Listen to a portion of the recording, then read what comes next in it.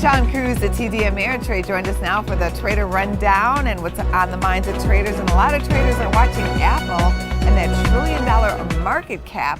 How soon do you think before we see Apple crawl up to that big milestone? Post earnings, the most interesting trade we saw going on there was at the 195 puts. So that could be one, investors who maybe hold positions, putting on a little bit of a hedge, but there was also some residual volatility in those options post earning.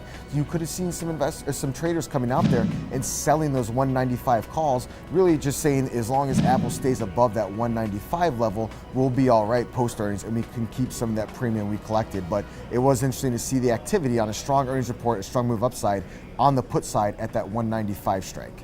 Sean, how critical to this market was it that Apple came out with an earnings beat? I think it's looking at some of the things lately. I think if Apple would have come out with any sort of an overly weak earnings report, they would have had a significant pullback. Apple needed to have a pretty strong earnings report to put a little bit of a bid in this market.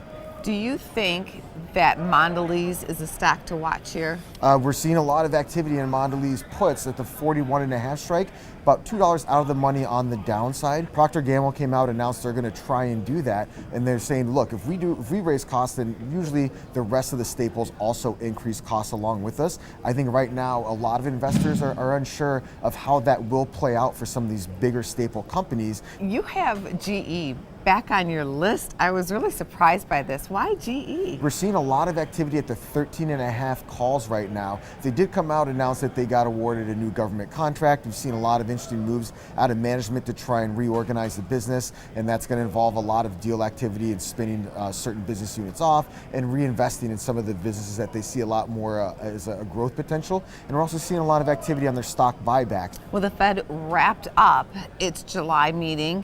Any thoughts on the Fed here? I think there wasn't too much of a surprise expected out of this Fed meeting. Futures were implying a very low probability of any sort of a change in rates. I think what Mark's going to continue to look for from the Fed is just commentary from FOMC members on how they're viewing inflation and growth and any impact from trade on those two factors, and then trying to guess what that means for a potential rate hike in September and then also in December. December is the big question mark out there. Well, thanks for being here. Our best to you as you now relocate to the New York area. Yep, thank you. Thanks, you've done a great job. Thanks. Check out businessfirstam.com to find out where to see our entire show. And don't forget to like, follow, and share Business First AM.